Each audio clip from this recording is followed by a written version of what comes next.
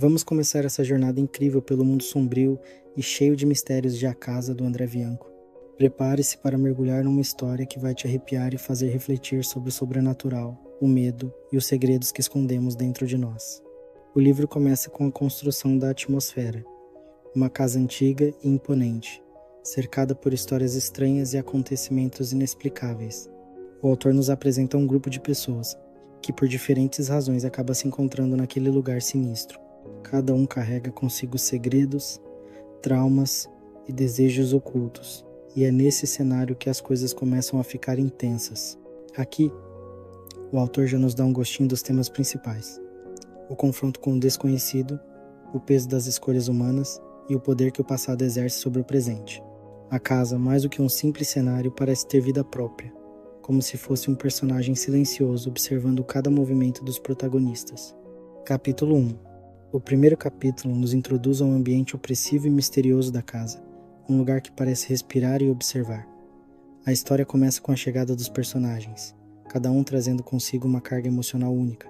Há uma sensação constante de que algo não está certo, como se a casa já estivesse agindo antes mesmo de as portas serem abertas. Os protagonistas começam a interagir uns com os outros, revelando pequenos fragmentos de suas vidas. Alguns estão ali por escolha própria, outros por circunstâncias inexplicáveis, mas todos compartilham algo em comum: uma inquietação profunda, como se sentissem que o destino os trouxe até ali por um motivo maior. A casa, por sua vez, é apresentada como um personagem silencioso, mas extremamente poderoso. Ela não apenas testemunha os segredos das pessoas, mas parece alimentar-se deles. O autor começa a construir essa ideia de que o verdadeiro perigo não está nas paredes ou nos corredores escuros, mas nas profundezas da mente e da alma humana. Capítulo 2. No segundo capítulo, os personagens começam a explorar mais profundamente o interior da casa. Cada cômodo parece ter uma personalidade própria, exalando memórias e emoções que parecem não pertencer ao presente. O grupo se divide, movido pela curiosidade ou pelo desconforto de permanecer junto por muito tempo. É nesse momento que as diferenças entre eles começam a se destacar. Enquanto alguns estão determinados a desvendar os mistérios da casa, outros sentem uma resistência quase física, como se algo dentro deles os alertasse para o perigo. A casa, astuta e manipuladora, parece encorajar essa divisão. Ela sussurra segredos diferentes para cada um, atingindo-os em seus pontos mais frágeis. Para um dos personagens, é a lembrança de uma tragédia familiar. Para outro, são arrependimentos enterrados há anos. Nesse ponto, André Bianco começa a explorar um tema central: o peso do passado. A casa age como um espelho, refletindo não apenas os medos individuais, mas também as consequências das escolhas que cada um fez. Um dos personagens, especialmente, começa a questionar suas próprias motivações para estar ali. Será que ele está fugindo de algo? Ou será que foi atraído por uma força que nem mesmo ele compreende? A tensão aumenta quando pequenos eventos inexplicáveis começam a ocorrer. Objetos mudam de lugar, sons ecoam pelos corredores vazios e algumas portas simplesmente se recusam a abrir. A casa está viva e ela está brincando com eles. Capítulo 3. No terceiro capítulo, a casa intensifica sua influência sobre os personagens e as linhas entre realidade e ilusão começam a se desfazer. É aqui que os primeiros sinais claros de sobrenatural aparecem, mas de forma sutil, como um sussurro quase inaudível ou uma sombra que desaparece quando você tenta olhar diretamente para ela. A atmosfera é sufocante, carregada de uma tensão que parece crescer a cada página. Os personagens começam a perceber que a casa não é apenas um lugar físico, ela é um labirinto emocional e psicológico. Um dos protagonistas, mais sensível do que os outros, começa a experimentar visões perturbadoras. Ele vê figuras indistintas nos cantos de seus olhos, ouve vozes chamando seu nome e sente mãos invisíveis roçando em sua pele. No início, ele tenta ignorar essas experiências, atribuindo-as ao cansaço ou à sugestão dos outros. Mas, com o tempo, fica claro que algo está realmente errado. Outro personagem, cético e pragmático, insiste que tudo pode ser explicado racionalmente. Ele caminha pelos corredores escuros da casa com uma lanterna na mão, determinado a provar que não há nada de sobrenatural ali. No entanto, até mesmo ele começa a sentir uma presença opressora, como se estivesse sendo observado por algo antigo e implacável. Sua resistência começa a ruir, revelando traços de medo que ele nunca admitiria sentir. Enquanto isso, a dinâmica entre os personagens também começa a mudar. A casa parece explorar suas vulnerabilidades, expondo conflitos internos e ressentimentos escondidos. Um dos momentos mais marcantes do capítulo é quando dois personagens discutem acaloradamente, revelando segredos que preferiam manter enterrados. A discussão termina abruptamente quando ambos percebem que algo ou alguém está observando-os nas sombras. André Bianco usa esse capítulo para explorar o tema da percepção. O que é real e o que é fruto de nossas próprias inseguranças. A casa parece alimentar-se dessas dúvidas, amplificando-as até que os personagens mal conseguem distinguir o que está dentro de suas mentes do que está acontecendo ao seu redor. Capítulo 4. No quarto capítulo, os personagens começam a perceber que a casa não é apenas um lugar assustador. Ela é uma entidade viva, com intenções próprias e uma conexão sinistra com cada um deles. Aos poucos, eles são levados para áreas mais profundas e escondidas da construção, como se a casa estivesse guiando seus passos em direção a algo inevitável. Um dos momentos mais tensos do capítulo ocorre quando um dos protagonistas decide explorar o porão. É um local escuro, úmido e cheio de objetos antigos cobertos por lençóis empoeirados. Mas há algo mais ali, algo que parece pulsar no ar, como um coração invisível. Ele encontra uma porta trancada, mas curiosamente sente que não deveria abri-la. Ainda assim, a tentação é forte, como se a própria casa estivesse sussurrando em seu ouvido, encorajando-o a girar a maçaneta. Quando ele finalmente cede, descobre algo que muda tudo. Uma sala repleta de fotografias antigas, muitas delas mostrando pessoas que parecem estar gritando. Essa descoberta lança uma nova luz sobre a natureza da casa. Ela não é apenas um espaço físico, é um arquivo vivo das tragédias humanas, alimentando-se das emoções negativas de todos que cruzaram seu caminho. As fotografias parecem capturar momentos de desespero extremo, e alguns dos rostos nas imagens são familiares aos personagens. Isso gera uma sensação inquietante. Será que eles também estão destinados a se tornar parte dessa coleção macabra? Enquanto isso, outro personagem começa a experimentar alucinações intensas. Ele vê versões distorcidas de si mesmo, refletidas em espelhos quebrados ou superfícies metálicas. Essas versões parecem saber coisas sobre ele, que nem ele mesmo admite. Em um dos momentos mais angustiantes, ele confronta sua própria imagem, que lhe diz algo que o deixa paralisado. Você já sabia disso.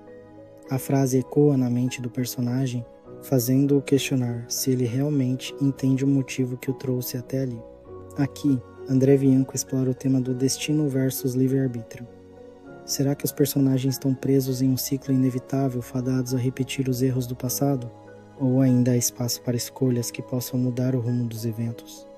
A casa parece sugerir que as respostas estão dentro deles, mas o preço para descobri-las pode ser alto demais. Capítulo 5. No quinto capítulo, a casa intensifica seu controle sobre os personagens, revelando-se como um mestre manipulador. Ela não apenas observa, mas também interage de maneira cada vez mais direta e cruel. É como se ela estivesse brincando com eles, testando seus limites e forçando-os a confrontar suas fraquezas mais profundas. Um dos momentos mais impactantes do capítulo ocorre quando os personagens percebem que estão sendo isolados uns dos outros. Portas que antes estavam abertas agora estão trancadas. Corredores parecem mudar de direção sem explicação, e vozes ecoam de lugares impossíveis. A casa está dividindo o grupo, forçando cada um a enfrentar seus próprios medos sozinho. Para alguns, isso é insuportável. Um dos personagens, tomado pelo pânico, grita pelos outros, mas suas palavras são engolidas pelo silêncio sufocante. Ele começa a correr desesperadamente pelos corredores, tentando encontrar uma saída. Mas tudo o que encontra são reflexos distorcidos de si mesmo em janelas escuras. Outro personagem, mais resiliente, decide enfrentar a casa de frente. Ele caminha até uma sala que parece vibrar com energia negativa, um lugar onde o ar é denso e difícil de respirar. No centro da sala, há uma mesa com um livro antigo. As páginas estão cobertas por escritos em uma língua desconhecida, mas ele sente uma compulsão irresistível de tocá-lo. Quando suas mãos entram em contato com o livro, flashes de memórias começam a invadir sua mente. Não são suas próprias memórias, mas sim as de pessoas que viveram ali antes.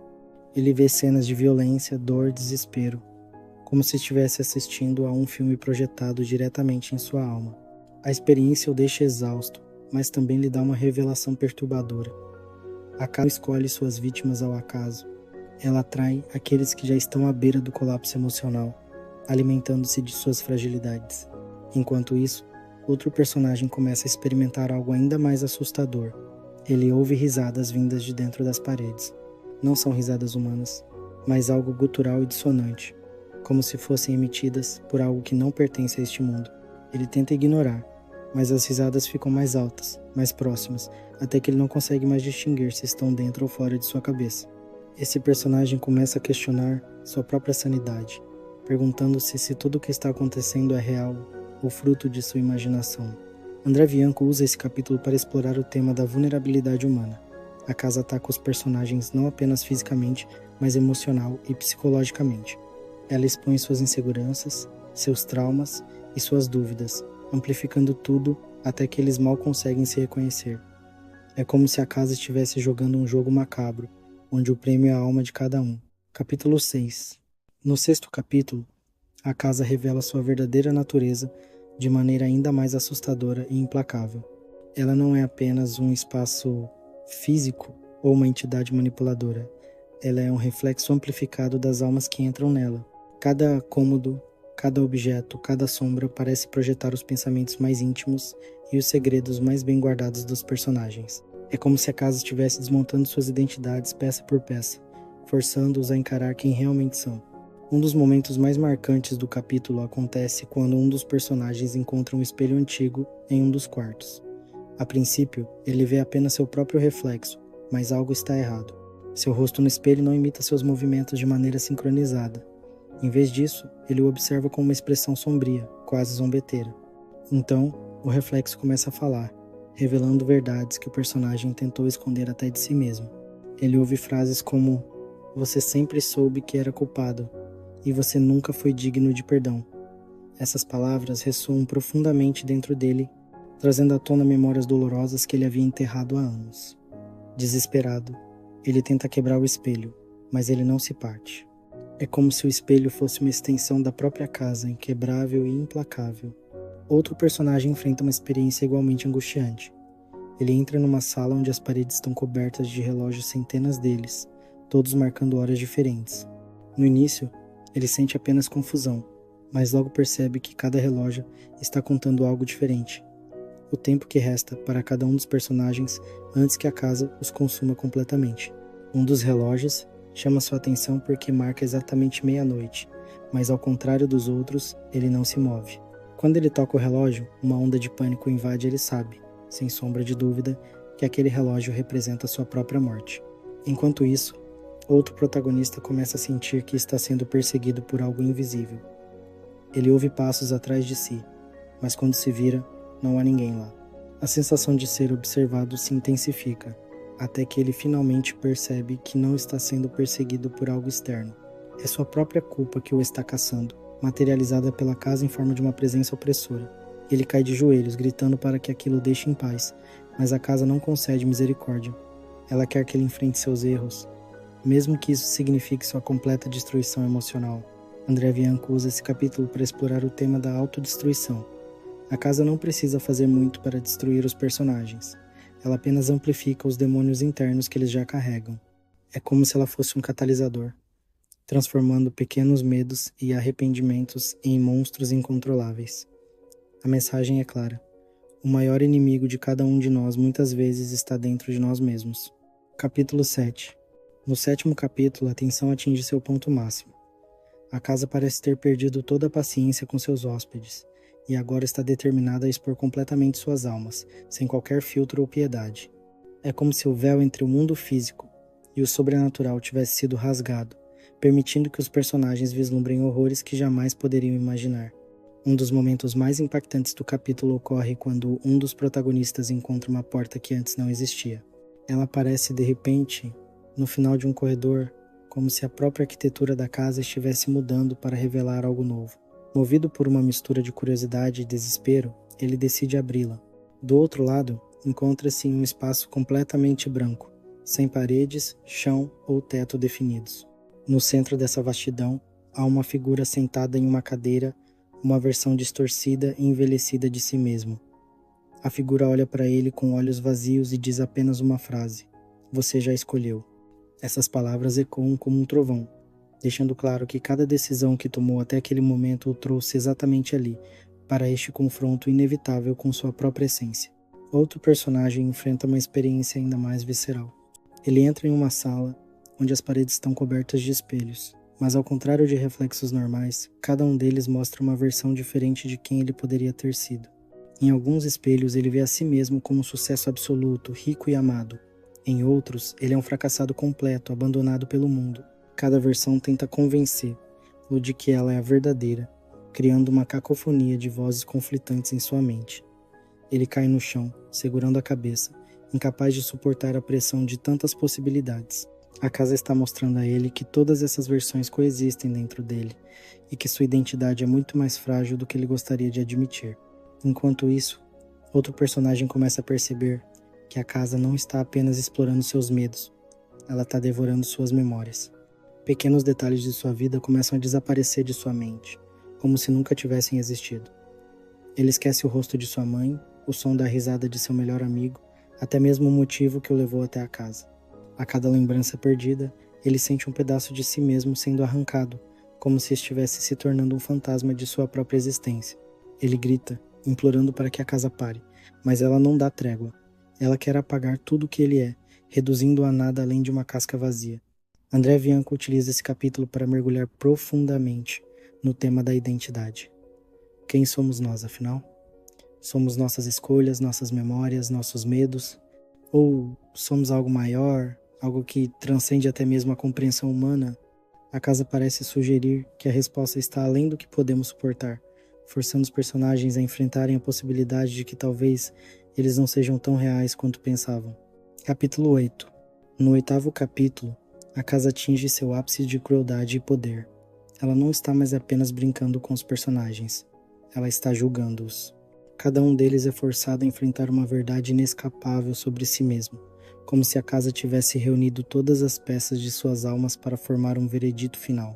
É aqui que os segredos mais sombrios são expostos, e as escolhas feitas ao longo de suas vidas são colocadas sob uma luz impiedosa. Um dos momentos mais devastadores do capítulo acontece quando um dos protagonistas encontra-se em um tribunal surreal dentro da casa. As paredes são feitas de madeira escura, e fileiras de assentos vazios estão dispostas como em um julgamento formal. No entanto, ele é ao mesmo tempo juiz, júri e réu.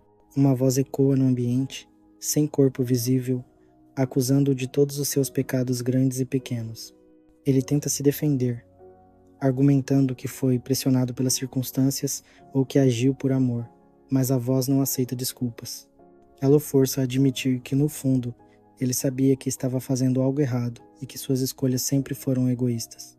Quando ele finalmente cede e confessa sua culpa, a sala começa a tremer, e ele sente como se uma parte dele estivesse sendo arrancada. A casa o está punindo, mas também o está libertando ao preço de sua própria humanidade. Outro personagem enfrenta uma cena ainda mais perturbadora. Ele entra em uma sala onde há uma mesa posta para um banquete, mas os pratos estão cheios de cinzas e os copos transbordam de sangue. Sentados à mesa estão espectros de pessoas que ele reconhece, amigos que traíram, familiares que abandonou, amores que magoou. Eles não falam, mas seus olhos vazios dizem tudo. Ele tenta sair correndo, mas as portas se fecham, prendendo-o ali. É como se a casa estivesse obrigando-o a encarar o impacto de suas ações sobre os outros. Ele cai de joelhos, implorando perdão, mas os espectros permanecem imóveis, silenciosos e implacáveis. Essa cena é uma das mais simbólicas do livro, representando o peso das consequências das escolhas humanas e como elas ecoam muito além do que imaginamos. Enquanto isso, outro protagonista descobre o verdadeiro propósito da casa. Em um cômodo escondido no coração da construção, ele encontra um altar antigo coberto de símbolos que parecem pulsar com energia. Ao tocar o altar, ele tem uma visão reveladora. A casa não é apenas uma entidade isolada, mas parte de algo maior, uma rede de lugares como ela espalhados pelo mundo, todos conectados por uma força misteriosa. Esses lugares servem como filtros para a alma humana, separando aqueles que merecem redenção daqueles que devem ser consumidos. Ele percebe que a casa não é malévola por natureza, ela simplesmente executa seu papel no grande ciclo do universo. Contudo, essa revelação não traz conforto. Pelo contrário, ela o deixa ainda mais apavorado, porque agora ele sabe que não há escapatória. Se a casa decidir que ele deve ser destruído, ele não terá como lutar contra isso. André Bianco utiliza este capítulo para explorar o tema do julgamento moral. A casa funciona como uma metáfora para o inevitável momento em que todos nós precisaremos confrontar nossas ações e suas consequências.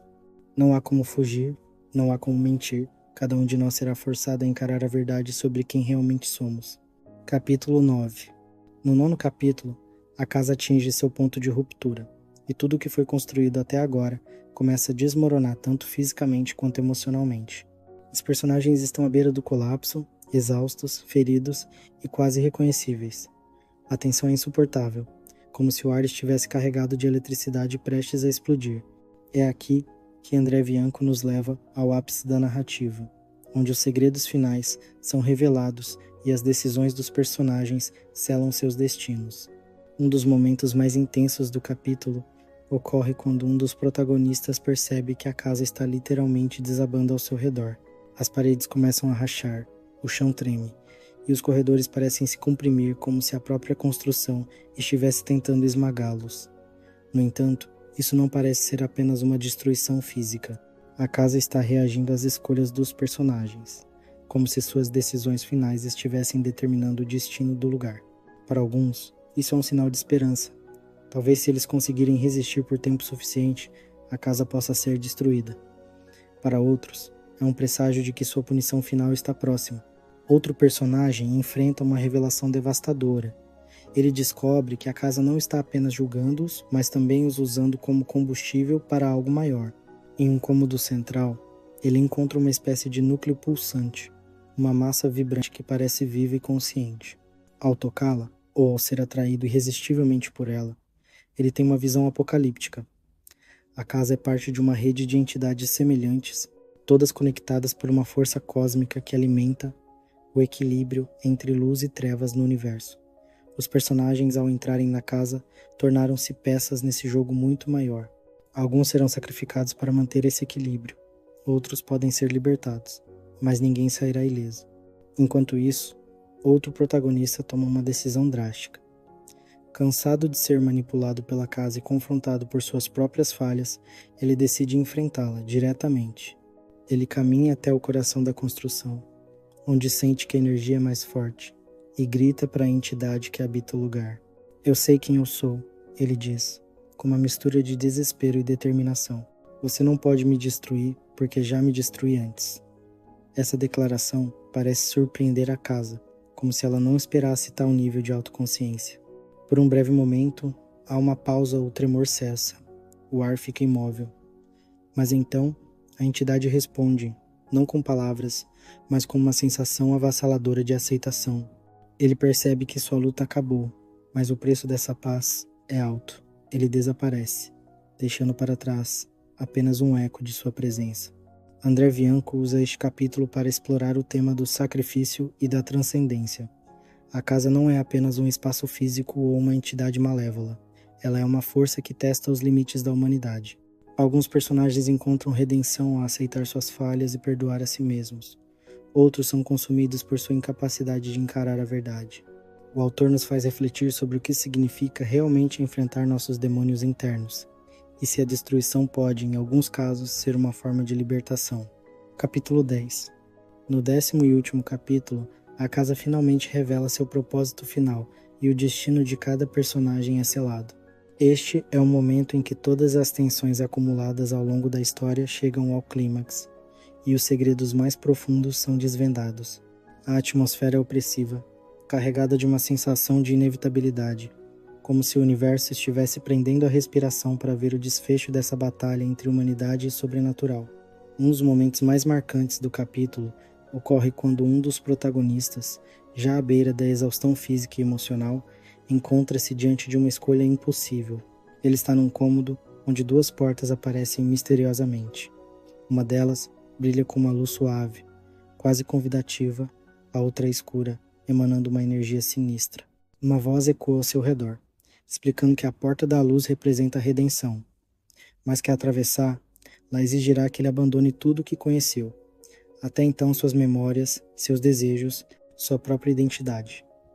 A porta sombria, por outro lado, promete manter-o intacto, mas ao custo de ser consumido pela entidade da casa para sempre.